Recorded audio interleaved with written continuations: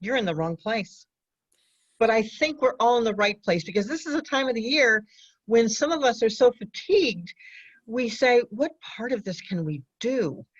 And in fact, I haven't introduced myself and Joyce. I'm Chris Ferrero. I'm a master gardener with the Dutchess County Cornell Cooperative Extension, and speak throughout the Hudson Valley and also now in the Berkshires, because that's where I live now. 2 years ago, I moved to the Berkshires. And before that, I speak at all the libraries in the Mid-Hudson system, or lots of them, and up here too, and gardening clubs and etc. But I was a trustee of East Fishkill Library for, Gloria, it was 17 years. Wow. 17 years. It was before Gloria came on board that I started at East Fishkill Not by Library. much. Not by all that much. A couple I years. can't take credit for you. I do.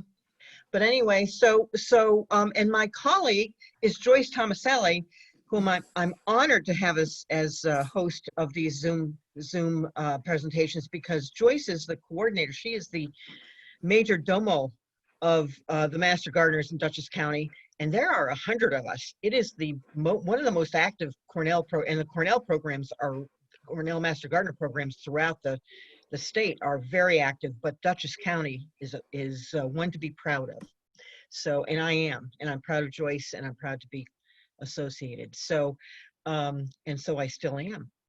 But getting back to putting your gardens to bed, it can be daunting this time of the year.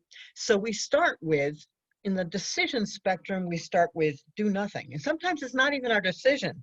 I remember when my child was small, fall activities at school were so intense, and PTA and all those things associated with kids, that fall garden cleanup became really impossible some years. Some years there was nothing done. That spectrum can go all the way to what I call the scorched earth end of the spectrum. Scorched earth is you've got to clean it all up, and it better be clean before November. And pity on the shrubs like my oak leaf hydrangea that don't drop their leaves until Thanksgiving, because if you have, I don't know if there are any men in the group here, but there is a stereotype. Let's think Tim Allen, tool time. The stereotype is men who love power tools and who also happen to be tidy. And I have a tidy Tom for a husband. You know, that the stereotype starts with in the spring when the forsythia bushes get trimmed down to button shapes at about 2 feet tall, and go all the way to fall when you don't have a chance to clean up because a string trimmer is going out there and you're hearing it outside and you're going, oh no, what is he doing? Okay, that's my experience anyway. But scorched earth is the alternative that engages a lot of these, let's say, stereotypical male power tool users. In between, there's a way to prioritize the tasks. There's a way to organize your work in the fall. And you have to think through what the reasons are and what your standards are. But let's start with how you set those priorities. You could say, for example, you simply want to save time in the spring. You do not want to face in the spring what seems to be a lot worse cleanup than it would have been in the fall. That might be one. Another priority might be giving a head start to new plantings. You want to plant something new, fall is a great time to do it. We'll talk a little bit about that. You might want to prep for the winter challenges, weather and wildlife.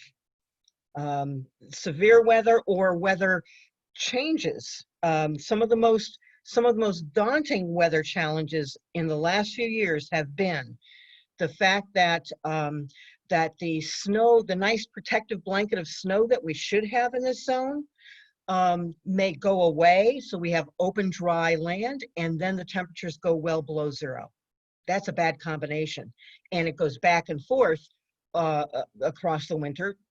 With climate change and with just the vagaries of Mother Nature, that can be one of the worst weather challenges. But you also have wildlife challenges, from little voles, all the way to deer. And we'll talk a little bit about that. You might want to, particularly if you're noticing a lot of things like powdery mildew, you want to remove the garden health threats. We'll talk some about those. And it's a good time to enhance your soil health to help next year's plantings. And just in general, the aesthetic of, well, if you've got a tidy Tom at home, you don't have to worry about pleasing your eye because it's clean out there. But anyway, you might have varying aesthetic levels, values for what pleases your eye, whether it be leaving some plants up that are attractive for four-season interest, for winter interest, or having a really clean landscape. So I divide this presentation into the 4 parts of fall planning for ornamental gardens. I call them the 4 Ps. I've got pruning, primping, planting and propagating, and protecting. Oh, you know what I just realized? That's 5 Ps. I went a little crazy with Ps, didn't I? But first, just a little interlude. It's really handy to stop before you do it. This is a perfect time of the year to stop and get your notebook out because you want to make notes on what worked and what didn't work in your gardens, because you'll find as the years go by that there are patterns that you forget. I didn't make notes about my bulbs. I planted bulbs in the fall and now I don't know where they are. Those kinds of things. So having or you know what?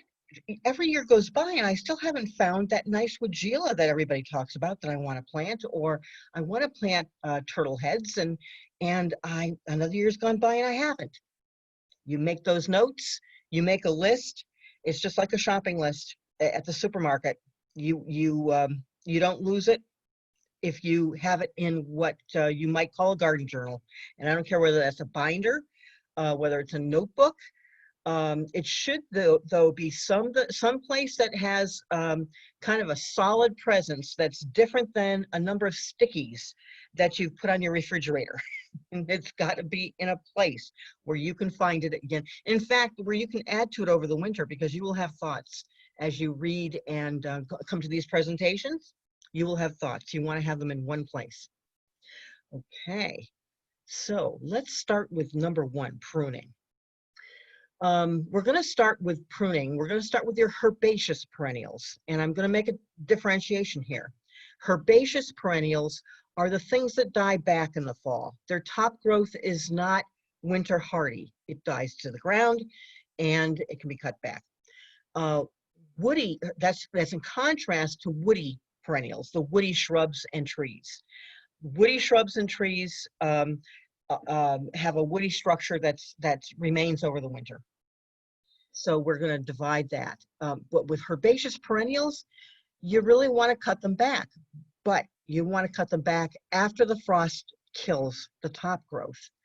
You want to wait for that dieback, because if you prune too early, even right now, there are some plants that are down already, but there are some plants that are still going, and you don't want to cut those back necessarily, although now October is a time when you can pretty much go ahead and do it, even with plants that still have a lot of herbaceous growth, because what you're trying to prevent is, if you do it in September, you know how many summery days there are still left in September, and the evening temperatures aren't cold enough to tell the plant that they've got to shut down. As a result, the plant says, oh, I've been cut back, I have to put up new growth. That new growth becomes very vulnerable and makes the plant vulnerable to the winter freezes that can happen in short order. So you want to wait for that dieback so that it goes dormant, is the phrase that we use, before you cut back. This will include, I have described herbaceous perennials versus woody shrubs, and yet you have some things that look very much like shrubs in your garden. But you can cut them back because they're not woody shrubs. If they are Baptisia, for example, I love Baptisia, which is also, the common name is false indigo. Baptisia is a 4-foot-high shrub that starts in May. By the end of May, it's putting up beautiful blue pea blossoms, and it's a shrub that lasts through the summer and is not even going down right now, really. It has tremendous vigor, partly because it has a deep taproot, so you don't want to move it around once you plant it. But that Baptisia should be cut back in the fall because it's herbaceous, it's not woody. It doesn't have top growth that survives the winter, so best to cut it back now. Same with peonies. Peonies take a while to die back. And also, when you take these cuttings, when you cut this stuff down and you have detritus from the cuttings, be sure that if you've cut down phlox, for example, with powdery mildew, or you've cut back, you've pulled all your daylily foliage off. If that daylily foliage had what's called, what's it called? Leaf,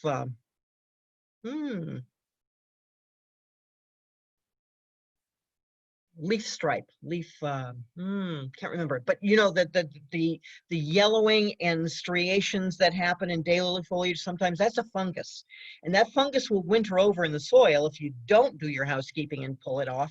But you don't want to take all that mildewy and fungusy foliage and put foliage for black-eyed Susans, Rudbeckia, might have a fungus too, the black spots. That stuff you don't want to put in your compost because that will winter over and it will survive. It will survive anything. If you have a really what they call a hot compost pile, we're going to get to composting in a minute. If you have a hot compost pile that you're used to being able to put weeds and everything else in because it can reach 140 to 180 degrees for at least 10 days, that's the standard. That will kill weed seeds, it'll kill fungus, it'll kill virus. But not very many of us have a compost pile that we can count on being hot, that hot for 10 days, particularly this time of the year. So our recommendation is that you bag that diseased foliage and you put it out at the curb. I'm sorry, but that has to be landfilled as opposed to composted. That's one of the exceptions. We'll get back to composting, which is very handy. So pruning is what we do with shrubs that are woody, shrubs and trees, but we don't do it in the fall. Typically, we don't do it because, again, with woody shrubs and trees, even now, if you cut back woody shrubs and trees, it could prompt new growth, and that die-off will affect more of the plant than just the new growth, possibly.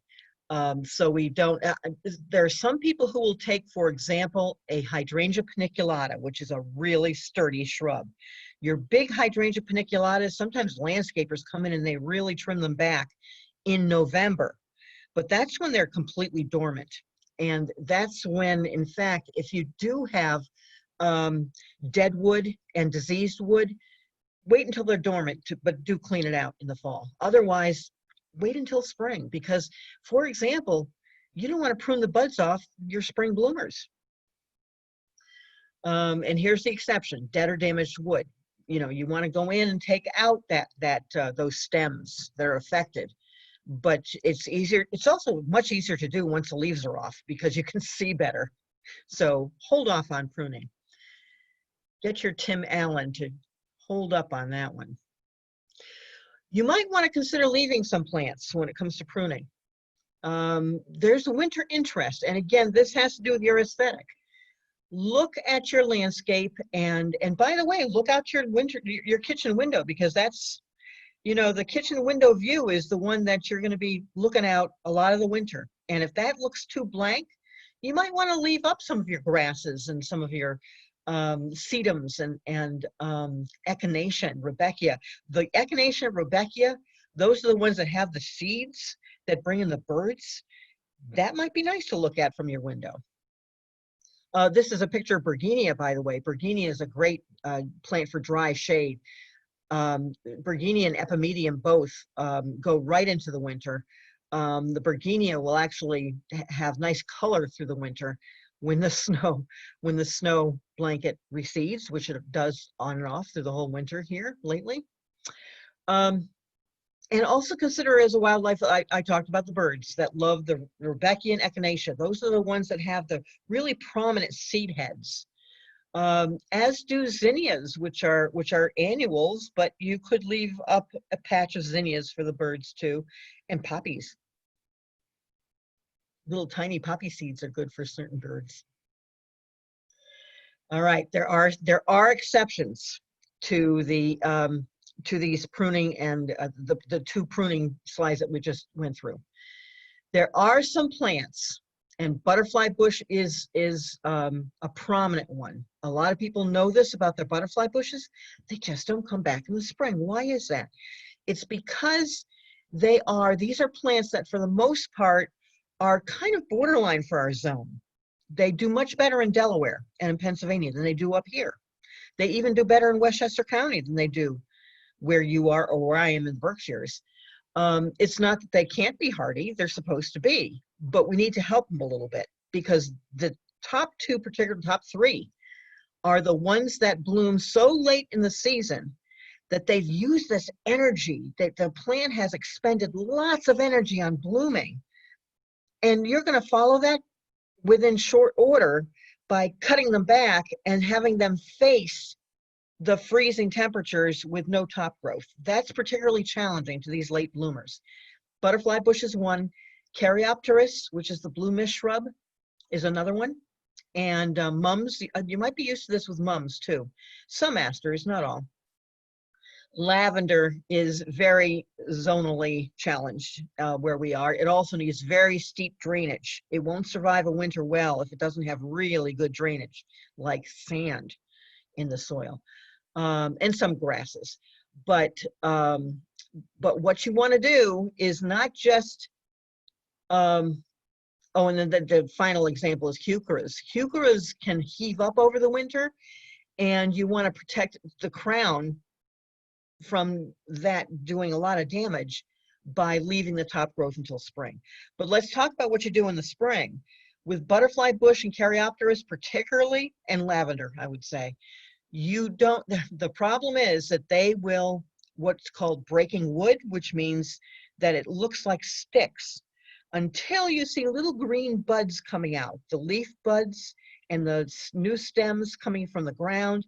That's called breaking wood. That means new life has emerged on those old dead looking branches. That can take a long time. If you are in your garden cleaning up and you're looking over at that butterfly bush or that Caryopteris and you're saying, come on, and it's April and it's May and you're saying, come on, and it's not breaking wood yet, you have to restrain yourself, because for the health of the plant, you want to wait to cut back until it breaks wood, and then you're certain it's back and the energy has reemerged. Then you can cut back that plant. It can take a lot. So it is a challenge to site these plants in places where, let me suggest, for example, you know, if you want your mums and asters, why don't you plant them around your bleeding hearts, which come up early, and then they die back, and your mums can come up and cover up the old bleeding heart foliage. And it's not so bad. You don't have that big gaping hole in the spring, and then you don't have another gaping hole in the fall. So that's an idea for you. Roses need special treatment, and I will say I am not a rose expert. I am far from a rose expert. When we say they should be cut back after the first frost and mulch the base well, it sounds easy. If you have English tea roses, hybrid tea roses, that may be, you know, you have extra work to do.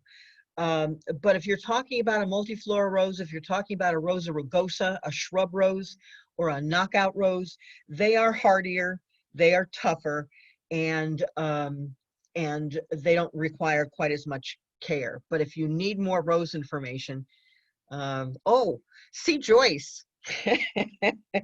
There you go, Joyce. That's your first assignment.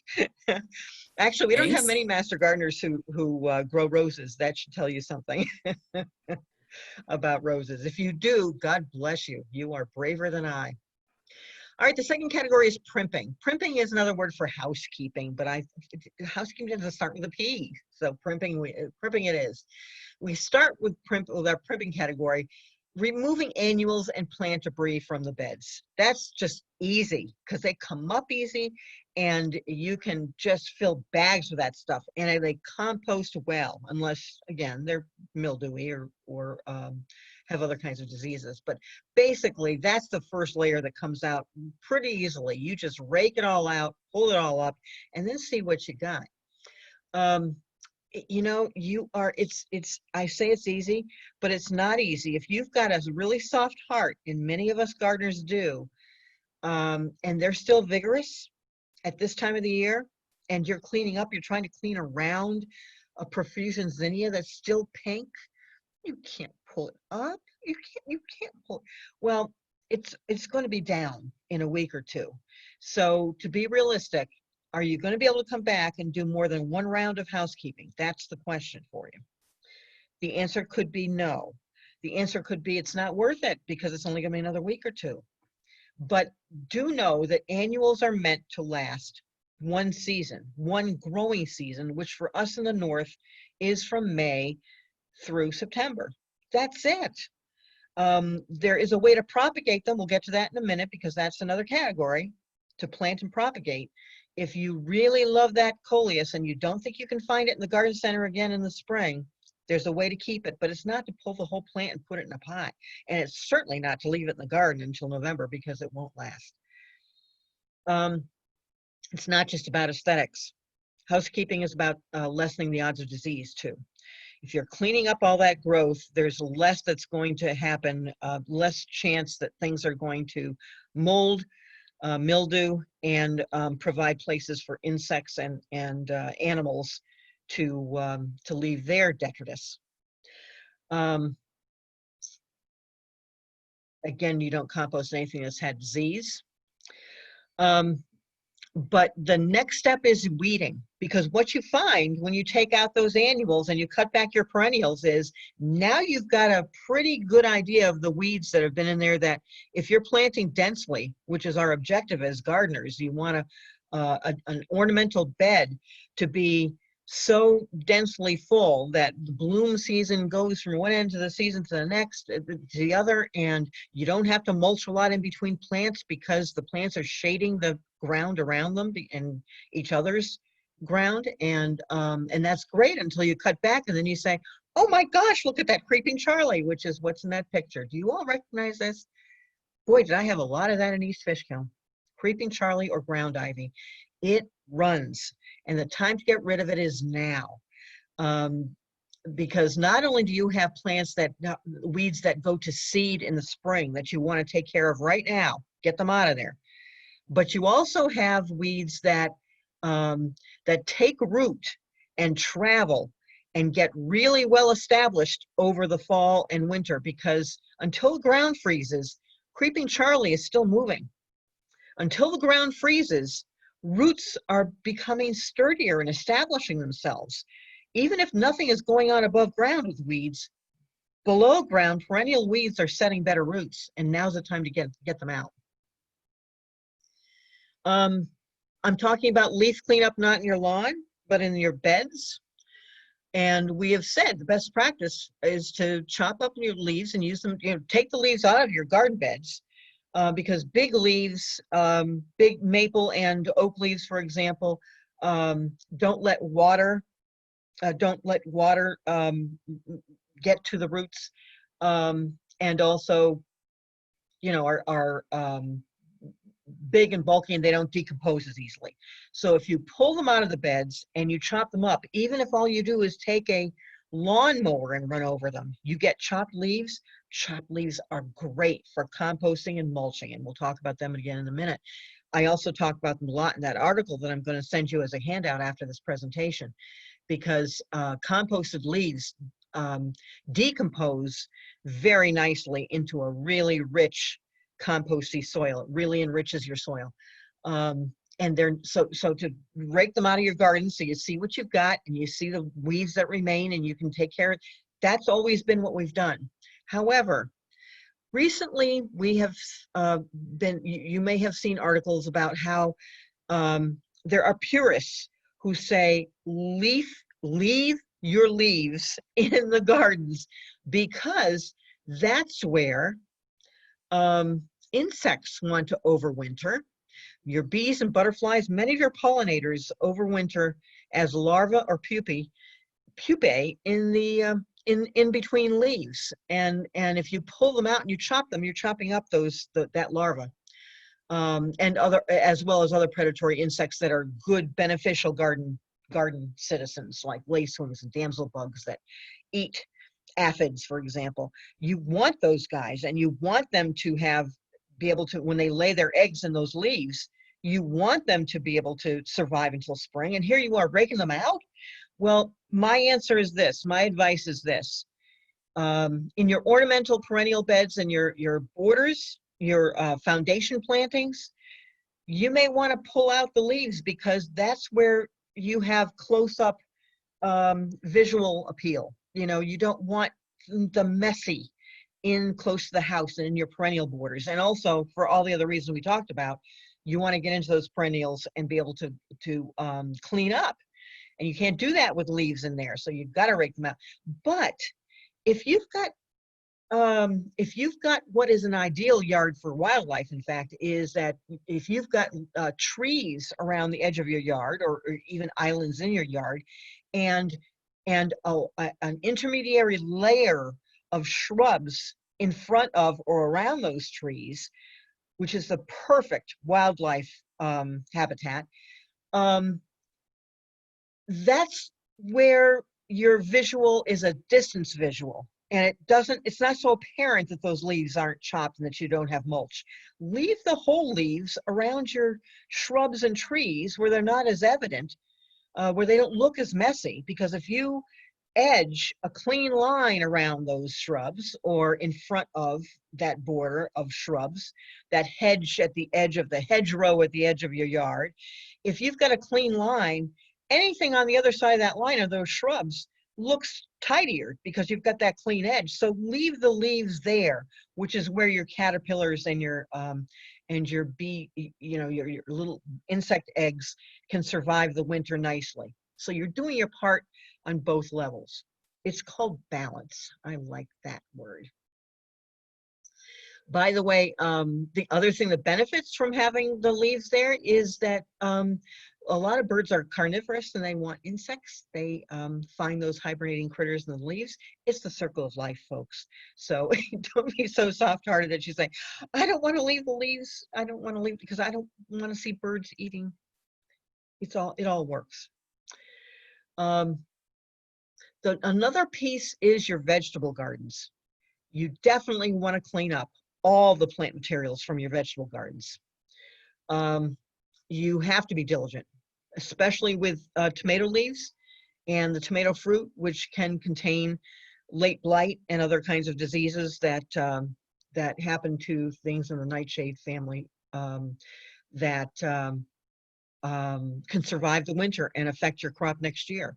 So really get that out of your gardens, your vegetable gardens. For the health of your vegetable gardens, we recommend top dressing with compost.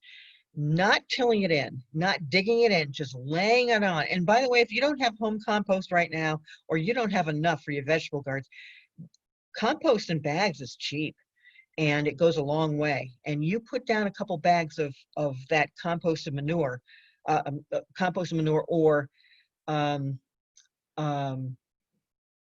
a nice fertile compost on those gardens. You don't have to dig it in. In the spring, it will have worked its way in, and all you have to do is turn it, is to loosen it with your garden fork before you plant. If you have weeds, before you put the compost down, just put like 3 layers of newspaper, open up newspapers. 3 layers of newspaper will help block those weeds from growing. Put the compost on top, and that newspaper by spring will probably be completely decomposed. And there's nothing in newspaper these days. They use soy-based inks. We recommend even in the spring when you go to put your mulching down over on your vegetable gardens, we recommend 3 layers of newspaper with a mulch on top, because the newspapers actually add to the nice structure of the soil. And remember to rotate your vegetable crops. Every 3 years, you want to have tomatoes in particular rotating so that it's not in the same place until 3 years from now. Another aspect of primping is your container and tool cleanup. Container cleanup, you know, your potting soil doesn't get thrown out. You really should be recycling potting soil. You can screen out the debris if you want, or just, you know, take out the roots. But in the spring, all you have to do is mix in some of that compost. 25% of that potting soil can be compost. And you can even add in a slow release fertilizer like Plant Tone from Espoma. It's an organic slow release fertilizer. And that makes that recycled potting soil even better than that Miracle Grow potting soil you're going to spend another $12 on. So save it and amend it and keep it going. To clean your pots, I don't do this every year, but boy, it helps to every once in a while do a major cleaning by hosing them down. And if you think that there's been mildew or any other kind of disease within range, then 10% bleach solution helps. And I say immerse because small pots can be just immersed in a big pail of water, but I often use for the big pots a spray bottle of 10% bleach, and just spray them down and leave them for a few minutes, or swapping them with a 10% bleach solution with an old cloth. And Chris, I'll add, if you're growing things from seed like vegetables or herbs, oh yeah, that's when it's really good to sanitize your pots, because you can get damping off with those little yeah. seedlings. They start coming up and they look so happy, and then they go pfft. So Thank you for that. sanitizing seedling pots.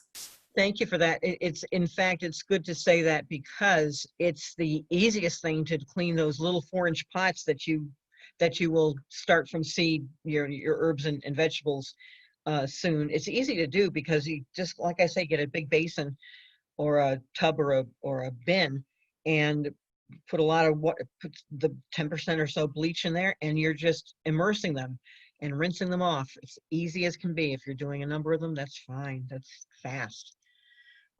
Tool cleanup, you're brushing off your rust, sharpening, applying some oil. I do that, every 10 years? Oh, I didn't say that. Again, you may need to sanitize. And the easiest way to sanitize your hand pruners or your snips is alcohol, actually, is to wipe it with alcohol. Or you can do that to 10% bleach solution and clean and store your plant stakes.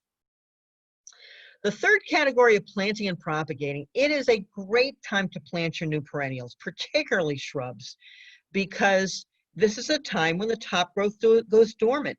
When you plant things in the spring, which is another great time to plant, but the plant has a lot more to do in the spring, because you're planting, or heaven forbid, in the summer, you're planting something that it's trying to establish roots, which is the #1 job of a new plant. It's got to establish roots and have those roots get into the native soil.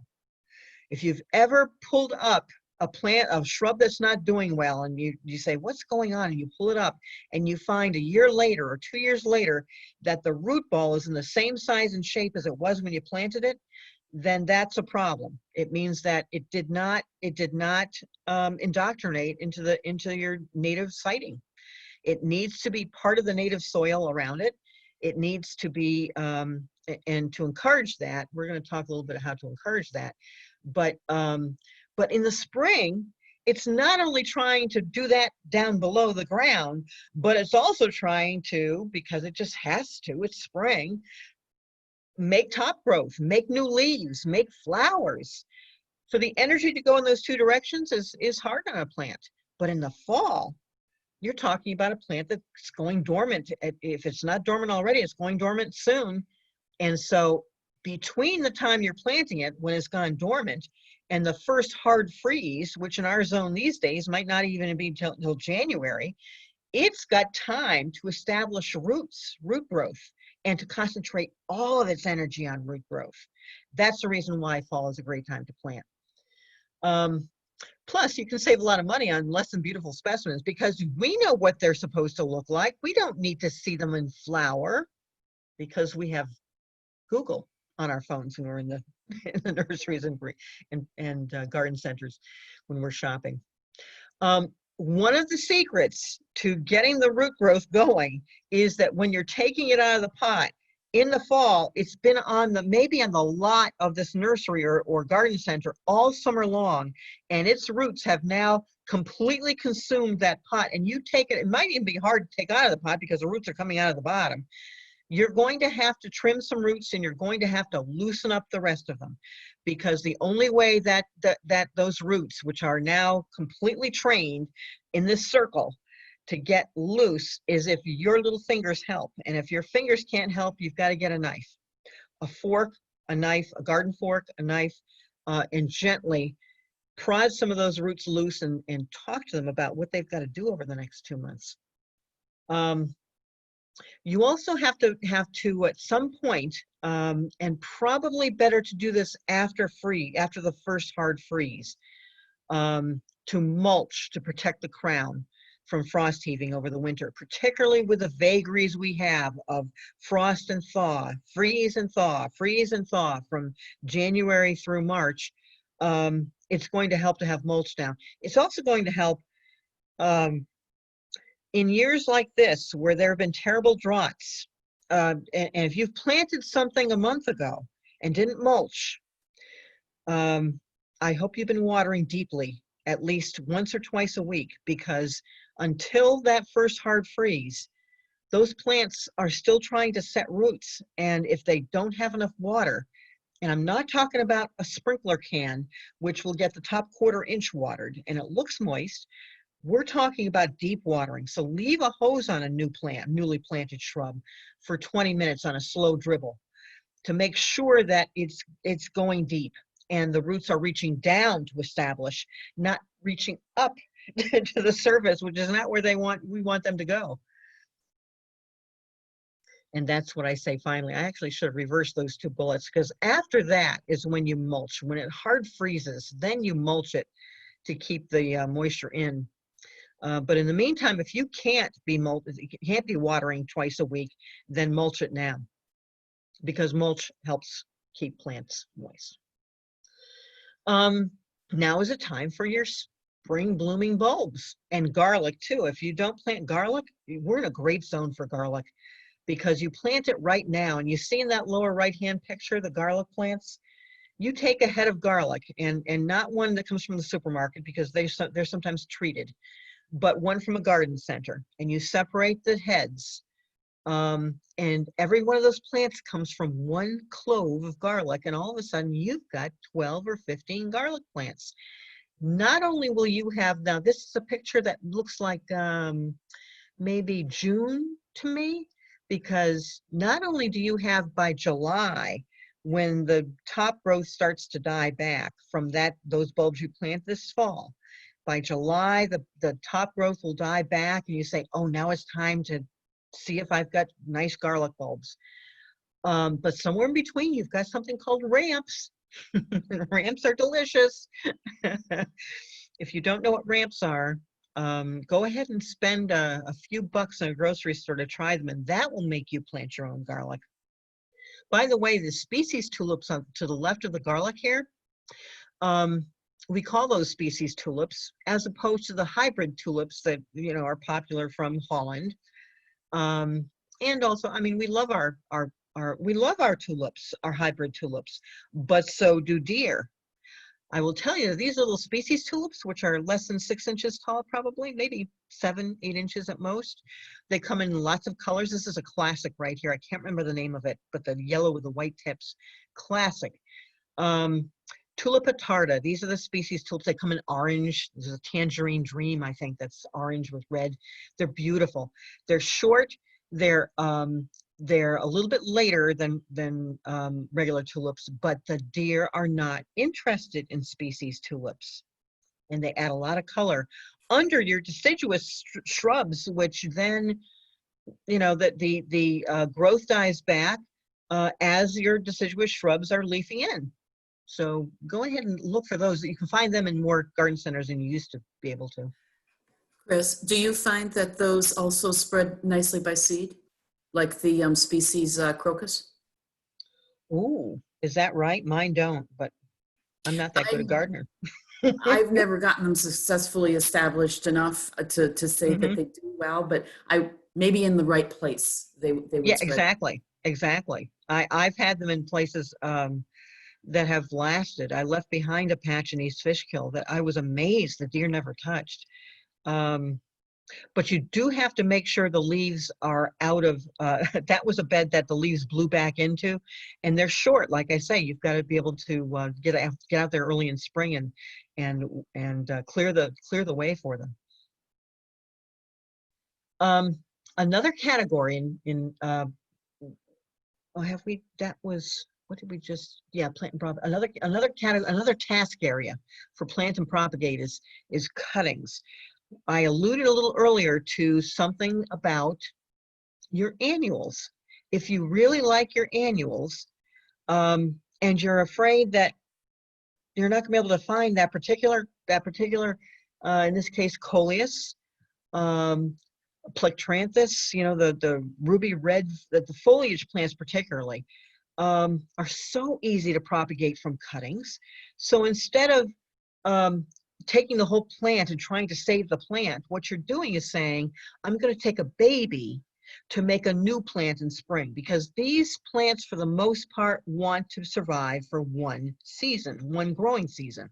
But if you take a baby, meaning a cutting, it makes a new plant for next year.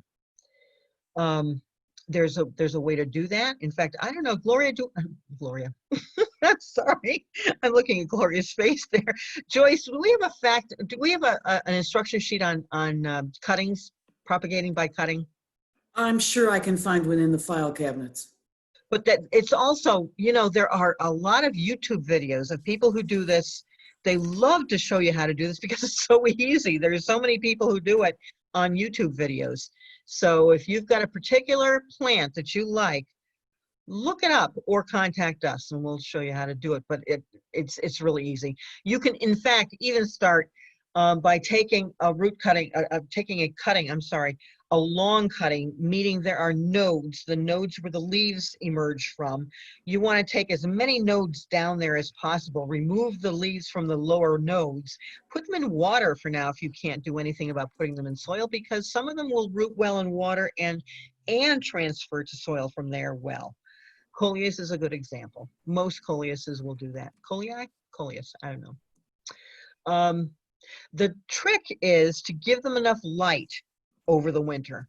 A sunny window will work, although a western sunny window can sometimes be too bright and too hot.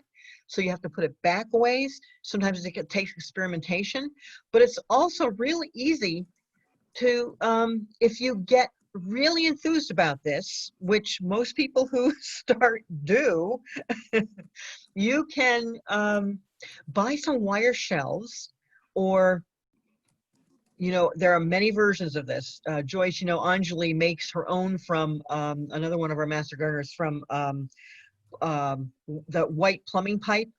She loves to make structures with white plumbing pipe, which makes them very strong. And she has two sons who moved out years ago, and their bedrooms are free. So she has she has rooms full of cuttings, but you don't have to go that far. That what you're looking at in that picture is, you can see that those light tubes, you might suspect that those are, and they might be, because I haven't taken a picture of my my setup yet, but it looks a lot like this, except I don't have special grow lights. In fact, we don't use them for propagating for our plant sale. We don't use special grow lights. We use a regular, oh, I'm sorry, is it called a T4, Joyce, the bulb, fluorescent bulb? Well, they're changing the technology, and it turns out the last couple of years I have slipped in some that are more at the wavelength for plants, and the LED options now are less expensive and very long-lived, and Okay. are becoming interesting. Well, you'd have to do some research on that. But if all you do is to go to your local hardware store or to your Home Depot and get a shop light. I started with my husband's shop light that he said, oh no, I'm using my workbench. And I'm thinking, he's not using his workbench all that much. And I just co-opted his shop light. He never noticed until March. And I put that shop light, you do need to put in fresh fluorescent bulbs. Plain fluorescent bulbs, a 2 bulb shop light. The shop light itself might be $12. The bulbs might be $4 a piece. And for $20 you've got, or less, you've got a really nice 4-foot long hanging light that if you look at this picture, and I'm going to use my cursor here to show you, these might be, they look like they're actually stabilized there.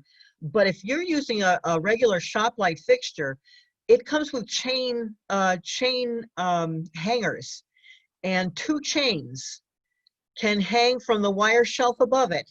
And not only that, what's really cool is you can start with the, because your plants want to have that light within about 3 inches of the plant, of the top of the pot. When it starts 3 inches above the plant at most, because fluorescent bulbs are cool, they will not burn the plant. You want that light as close to the plant as possible. Sometimes the plants, before you know it, they're growing up into the fluorescent bulbs, and they're fine because they love that light. And if you put it up too high like this, do you notice that this person had to put a bin, turn over a bin and put the plants on top in order to put those plants within 3 inches? If you've got a regular shop light, you just hang it on a longer chain as of November and December, and by March, you've shortened it up because your plants are taller.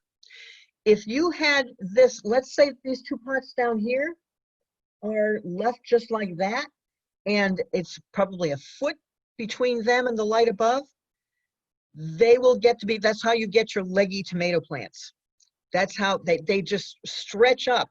And there are 2-3 inches between leaf nodes. That is not as healthy a plant as something that has light delivered to it at a very low level. So you want that light to start out close, and you can then raise the light with a chain. And so that inexpensive fixture becomes very, very efficient. I have a 4-shelf unit that's 4 feet wide, and I have it in my garage, which stays at about 50 for the winter. And it works out fine. With, I actually have heating pads underneath for things that are seated. And they're all on timers, on a couple of timers. The other thing I was going to say was, the amount of time. So now we're getting really short days, right? And that means slow growth. But if you put your plants in, as of November, I'm putting my plants onto shelves, and I'm setting them for 13 hours a day of light. That simulates spring, which means that they will grow. And I keep it that for the whole winter. That's what's recommended. So some people say 12, some people say 14. I split the odds and say 13 hours a day. Doesn't take too much electricity. Or you've got your sunny window, but again, you've got your leggy growth and short days. So, play with it, experiment. That's what it's like to be a gardener, is to discover new things. Then we talk about enhancing your soil health. This is a good time if you haven't done soil testing. Joyce, are we accepting soil samples at Cornell right now?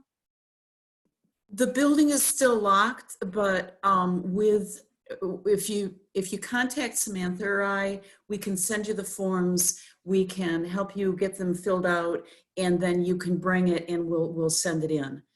So we have to kind of pre-arrange, and when you do it, we've got to make sure that it's not too wet. So don't do it after a nice autumn rain. Yes. It'll be too muddy, and we won't. Let me ask you this: Would you like them to contact you by email or phone? Because many people aren't working there every day, email's almost better. And it's in Dutchess Dirt, and I know it's on our website too. Okay. Well, I was going to say, when I send out my email after the class, I could send out yours too. And this is a good time to add amendments. And when we say amendments, when I'm referring to amendments, I'm referring to compost. It's the easiest thing. I mean, I know people who fuss over the content of their soil, but if you don't want to fuss, compost is a great amendment, whether you've got clay on one hand, which, you know, needs to be texturized and needs to be able to hold nutrients better, or you've got sand on the other end, which, you know, doesn't hold water and nutrients at all, and compost helps sand too. Compost can amend any soil. There is no such thing as a bad amended soil with compost. Is all I can say. Compost is king, in fact. In fact, I'm doing a class on composting 2 weeks from now at Stanford Library. That would be October 20th at 10 a.m. Tuesday, October 20th at 10 a.m. If anybody wants to sign up for that, you can go to another library. Gloria, you didn't hear that. But I think Amanda is having me back for another class. It's just not going to be compost. So if you want to know how to compost, that one is open on Zoom. A small amount of compost goes a long way. You don't need a lot. But when you're planting, for example, when you're planting your new shrubs in the fall, you might use 40%. Take out the native soil out of that hole, which is going to be twice as big as the root ball you're putting in it. That hole that's twice as big, when you go to backfill it, you want to backfill it with a mixture of native soil and compost. And if you've got a bad native soil, meaning it's really rock hard clay, or it's really, you know, a sieve because it's all sand, then you want to use as much as 40% compost. And so what I have is a big a wheelbarrow or a trug that I shovel a lot of that soil that comes out of that hole gets put into a trug or a wheelbarrow, and then the compost gets poured in there, about 40% if it's really poor soil, and you mix it with a trowel and your gloved hands, and you squish it and mix it and get it all incorporated, and then you pour it back in around that. That's a great starter hole for a new plant. So that's a great use of compost. I have to give 2 caveats. Yeah. If you're planting a tree, you're not going to do that, because that's going to encourage the roots to stay all snugged in that hole rather than reaching out in the native soil that it's used to. The second thing is I have seen raised beds soil ruined with too much compost. Because when you're building a hole in a regular garden, you've got natural movement of the soil. But when people come in and say something's wrong, and they say raised bed, and I look and it's almost black mucky, that's too much compost. And then your pH is too high, and you've goofed up the small space in which it's confined. That can happen to potting soil too, because it's confined, like you're saying, to a space. It's not, there's no native soil movement, right? Thank you for that. Okay, composting primer. Just to give you an overview, if you want to compost, it is easy. You can start with any kind of structure because it can be out of sight, but you do want it to be accessible to your kitchen, because kitchen scraps are the green that you need to really keep that thing going, usually. If we're talking about getting it going in the fall and getting it going through winter, it really helped to have the kitchen scraps working in there. But the simple structure could be, you know, chicken wire on wood posts or just a wire circle. If you go online, you will see a myriad options for how to compost, and you can use existing materials, or you can. I would advise against spending a lot of money, because some of the ones that like the round tumblers, I don't know of any master gardener who has one of those round tumblers who would recommend it. Better to have a simple structure, or if you have a pre-made bin, it would be one that is a simple square, or oh, there's so many that I shouldn't even start describing them. If you could even use We have demonstrated at Dutchess County Fair the trash can, the plastic trash can with holes drilled in the side so you get air, because air is important. Air circulation, air access is important to that compost process, the composting process. But drilling holes in the bottom and in the sides, you could use a plastic trash can. But you do have to protect from root invasion and from wildlife, so it should have a top, perhaps. I know people who don't, and they're fine. They can share a little bit of watermelon rind with the raccoons, and we're all happy. The balance is between what we call the browns and the greens. The browns are the carbons, meaning dead stuff like fallen leaves. The green is nitrogen, and that comes from things like kitchen scraps, fresh grass, but they have to be disease-free. And if you're using chemicals on your grass, do not use that grass in your compost.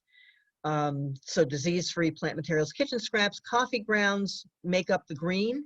Even though coffee grounds look brown, they're fresh. They haven't decomposed yet, so they're nitrogen. The best brown is dry chopped leaves. Again, if you're chopping leaves for your garden beds, put some into bags or bins, and put a bin next to your compost pile or your compost bin, because over the winter it really helps to have some brown to put in there. And there have been many winters when I have run out of brown, and because it gets kind of slimy, it helps to have, if you don't have chopped leaves, you can shred newspaper. Again, newspaper decomposes and it counts as carbon, and that'll get you through the winter. And then in the spring you turn it early, and you can use it in the summer probably.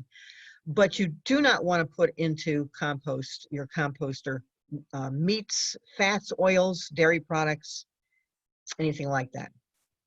But there's more to be told if you want to come to the composting class. Our fourth category is protect. There are several tasks around protecting your plantings. The first thing is, after it frosts, when your top growth dies back of things like dahlias and cannas and your tuberous begonias, pull them from the ground carefully. Using a garden fork is the best way to do it, so that you're not going to risk cutting into your dahlia tubers, for example, and corms. You can pull them and then let them dry, and then clean off the dirt. And people have lots of different ways to protect their tubers and their corms, whether it's peat moss or a tray of sand.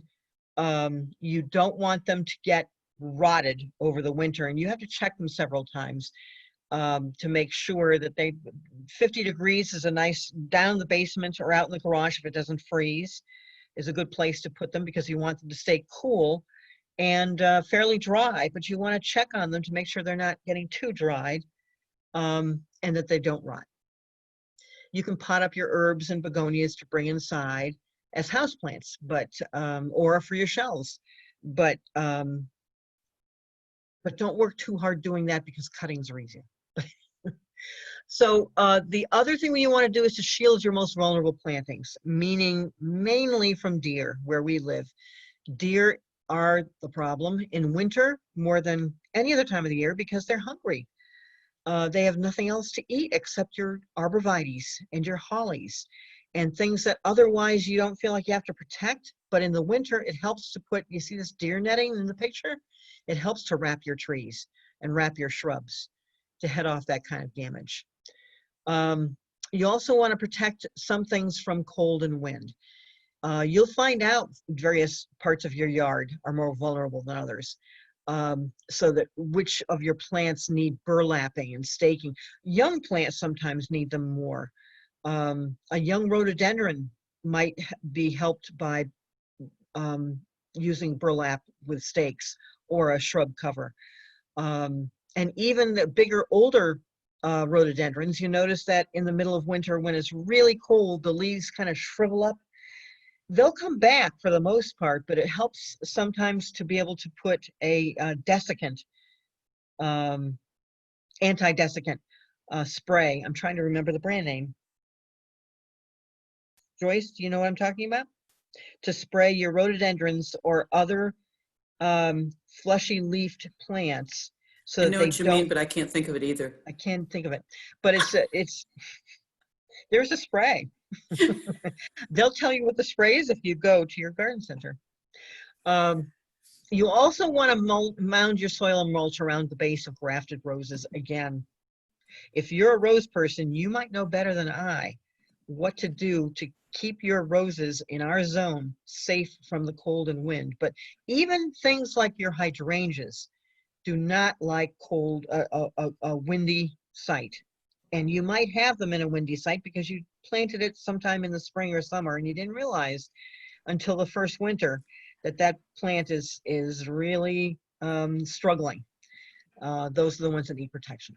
A common name is wilt proof for There you go. anti-desiccant sprays. That's one brand that is an example of what we're talking about. It's the brand you'll most likely find Wiltproof, WILT-PRUF. Thanks, Joyce.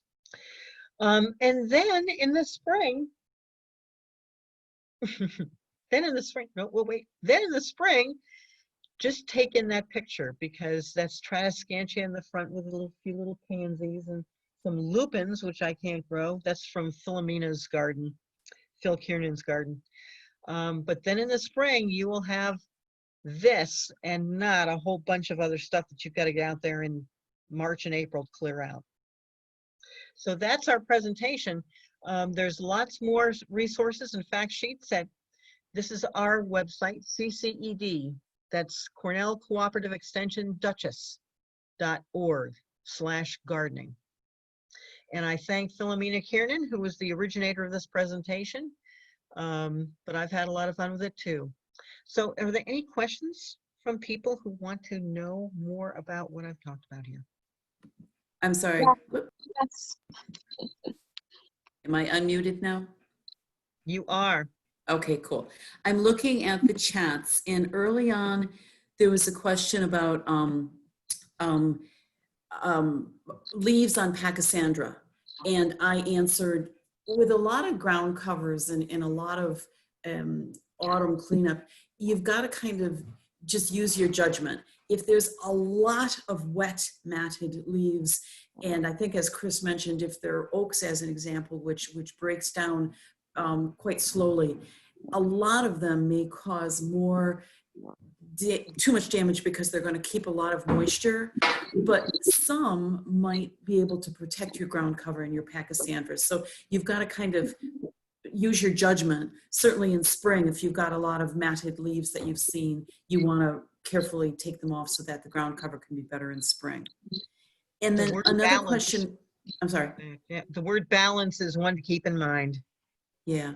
In the other one, you were talking about roses, and then a question came in about clematis. I was very successful with roses for, 20 years until the deer found them and then until rose rosette disease. So I spent money, it was when I was traveling to Europe and I spent time in beautiful gardens, and I spent money on the David Austin English roses, and they were on a south facing side of the house, a little bit protected by kind of on the west, it jutted out a little bit for the greenhouse. And they were underneath a huge window in the room where we sit. So I would get their fragrance all summer, which was just way cool. And what I did was, after the ground froze, and I would say the same thing for clematis, I mounded up compost on the base of those. Right. After the ground froze, because otherwise you're making mouse nests. And then all I did in spring was I spread that compost out, and that became my mulch. Oh, yes. Yeah, because right? And because both clematis and roses want to have cool feet, and they want to have the moisture. So I really just mounded it up. That was after the year I put the styrofoam things on them and cooked them in winter, never put styrofoam things on the roses. I really used mulch well until, as I said, the deer found them, and then rose rosette disease is something that is spread by aphids, and it damages multifloral roses, which these were. Yeah, So that was clematis another chat question. want cool feet. Their feet need to be protected. Clematis do. Yeah, Yeah. just keep that in mind. A question for you, Chris, because I didn't answer it. How would you position Miracle Grow gardening soil compared to compost? Or I'll take it. Compared to compost, they're different categories, right? Yeah. So compost is an amendment. It's something to be added. It's nutrition and texturizing material. Whereas Miracle Grow garden soil, well, let me put it this way. Miracle Grow garden soil comes in many varieties, but the one that most people use and the one that's promoted the most is the one that has a slow release fertilizer in it. It's a synthetic fertilizer. It's the same as what I call the blue water, which is the synthetic fertilizer that has to be reapplied frequently. They make it that way, that you have to use it once a week.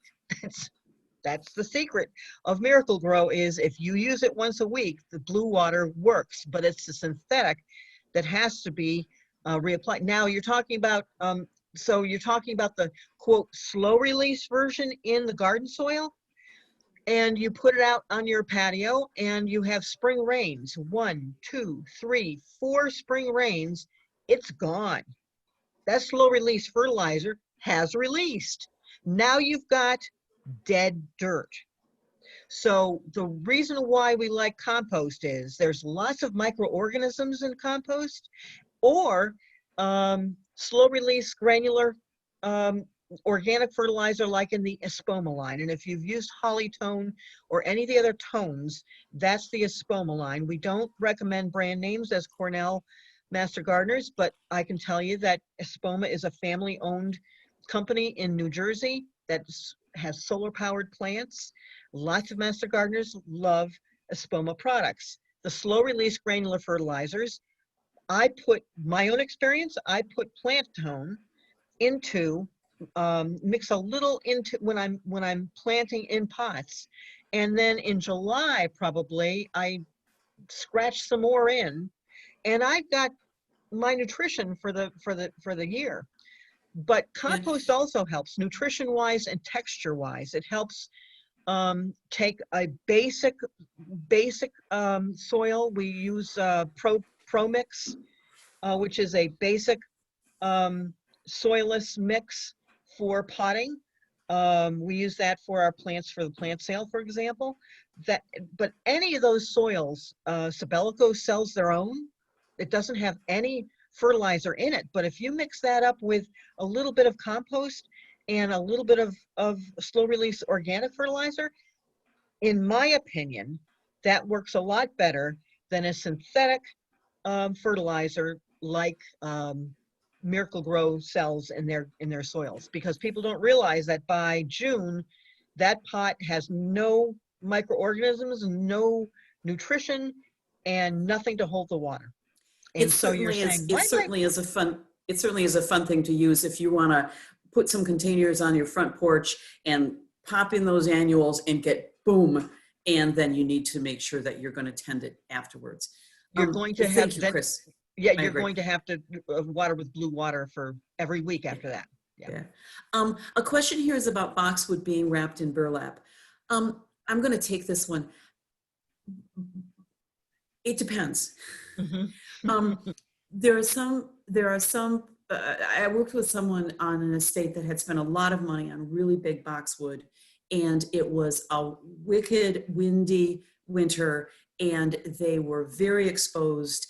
And in fact, they were wrapped in burlap, and that really was important for them because they knew they were tender, they were expensive, and it was a bad winter. Most of the boxwood that's well established, you look at old houses and that boxwood is just fine without being wrapped in burlap. You may get some winter damage. You may see that winter damage in April and May when you think that it's a different pest and in fact it's just the winter damage. Right. So if you have valuable pruned into an elephant, I'm making it up. If you've got valuable shrubbery that is especially exposed to the wind, burlap might be appropriate. But in most cases, boxwood is hardy enough to do without that just fine. Yeah, with a spring, a little spring haircut. But Yeah. again, in my hydrangeas presentation, I talk about there is a balance again of how you want, and we're talking about November through March. That's not a small part of the year. That's a big part of the year. Do you want to have, it depends on where they are. Are they your foundation plantings? Because mine were. And I decided I didn't want to have burlap jelly beans across the front of my house for 4 months of the year. That wasn't what gardening was supposed to be. Yeah. That isn't the way it's supposed to look. So What, have some I'm sorry, go perspective, ahead. I guess is the. So what you don't want to do with boxwood, you do not want to heavily mulch them because they're very shallowly rooted. And heavy mulch, you want maybe 2 inches, maybe 3 inches. Heavy mulch is a good way to kill boxwood. The second way to kill boxwood is to put drip irrigation on them, water them shallowly, water them frequently, and you're going to rot their roots. So that's my 5 cents on boxwood. The last question I see here, Chris, is can you go back? What do you do with dead mums over the winter? When do you cut them down, in spring or what? Oh, that's a good question. Mums, you have to experiment with. Sometimes you can take mums down by about a third. So you can cut them back now, or when they finish flowering, by just to take off the dead flower heads, kind of take them down by a third. That would be a good test. Mums should be able to winter over really well in our zone, you do, but if you're planting them in September, it's hard to get the roots established to get through the winter. But I actually bought some online this year and planted them in May. And they are now, I'd say 2 feet tall. And I cut them back, I pinched them back once around July 4th, and they branched, and they still got to be about 2 feet tall and about 2 feet to 3 feet wide. And they are really established. I'm looking forward to seeing how they do for spring, because they're an exposed area up here in the Berkshires. But mums, you can experiment with cutting them back a little bit, or what you can do if they're in a place where it's amenable to you aesthetically, you can also put like evergreen bows around them, around the top growth. Evergreen bows are really nice for shielding the crown of a plant without blocking air and water. So that's another idea. The way I've killed more mums than anything is they never have the chance to really stretch out their roots. Yeah. And so they heave and thaw and they die. Yeah. So if you're gonna succumb to autumn mums, you really need to be careful when you plant them to loosen their roots and to make sure that they can stretch out. And remember that our soil does not freeze until December, sometimes January. Right. So as long as you've got a winter coat on, I don't care. You still need to go and check the soil and water them. Water them. Or they're going to freeze and thaw. And then the Christmas tree bough, I did that for years. I'd cut down the Christmas trees, and my neighbors sold Christmas trees at the time, and they'd haul the leftovers to me because by then the ground was frozen. And when my perennial garden was new, I always used the Christmas bough trick. Yeah. You just layer it over the top, and it protects them from too much heaving and thawing. Perfect. Perfect. Yeah. Anything else? Gloria says, I have a tiny peony first year of bare root planting. Should I cut it back or leave it? Tiny peony. Boy, I'd leave it. What do you think, Chris? I wouldn't cut it back till spring, Gloria. Yeah. You wait and see what comes out and look for those new buds and give it a chance to establish its new growth before you trim off anything old. Peonies are very hardy, by the way. They're very hardy, and yet with a new plant, there are usually very few stems, and you really want to see whether those stems will be viable, will themselves be viable in addition to the new ones that'll come up in the spring. So go ahead and leave them until, and they'll flop over in the ground, but they won't be bad. That's at least for the first year. Jill just asked if there's anything to be done for ferns. I like to leave them. Depending upon the fern, you can have really nice winter interest. I tend to my problem is because I'm always running late because I'm always working. My problem is spring. Sometimes I don't get to them before the new fiddleheads come out. That's So the when I do problem. need to trim them in spring, it's like, oh darn, why didn't I do this 2 weeks early? So I would leave them now and see what winter interest there is, and then put it on your calendar, your journal, whatever, to make sure that you're tending to cleaning them up early enough in spring that you don't have to work your way and worry about damaging the fiddleheads. Oh, sorry about this, but I can't, I'm not that reliable. So I cut them down in the You cut fall. them down? Okay, Yeah, I do. okay. Especially my Japanese painted ferns because I've got cinnamon ferns. I like them. yeah, cinnamon So ferns it still look depends. nice. Yeah. And it also depends where they are. If they're in a woodland setting, you don't have to. But if they're in the middle of your perennial garden, that's another thing. Okay. Okay. So thank you, Chris. I don't see any other questions. I will end this recording when I figure out how to do that. And